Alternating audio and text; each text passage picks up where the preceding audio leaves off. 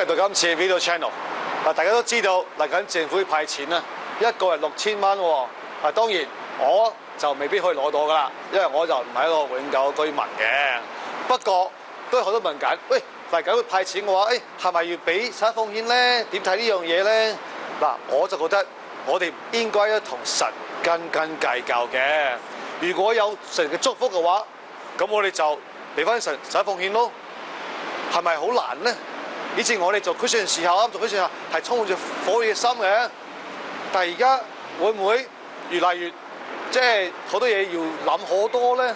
其實我哋都準備咗嚟緊嘅一個為咗6000蚊嘅實奉獻，我哋想設立一個基金，一個專案去處理咧，就係嚟緊會想起多幾間中國嘅幼稚園啦。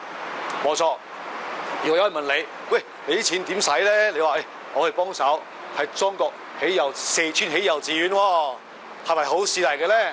絕對係嘅。咁所以我哋2000人教會度咧，就差唔多可能會收到咧120萬嘅。120萬當中咧，就有機會起碼起3間幼稚園喎。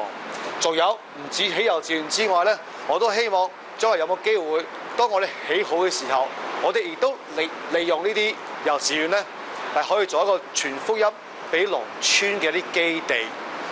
所以大家要祈禱喎。到時我哋真係有心實奉又好啊，如果你想6000蚊細粒又好啦，總之一齊去即係做呢個夢想，幫手起一啲幼稚園，令到佢哋有書去讀咯。其實專家都話咧，如果令到將來小朋友繼續大嘅時候都繼續讀書嘅話，最好就係幼稚園就開始讀書噶啦。呢班農村小朋友如果幼稚園就有得讀書嘅話，將來就會有更加好嘅將來。咁所以除咗起幼稚園之外咧，都幫手祈禱，我哋將來喺個農村嘅傳福音，可唔可以咧，都係由呢度開始嘅。咁所以而家就未知幾時派錢嘅。總之到時啦，大家有心理準備喎，好唔好？下次再見。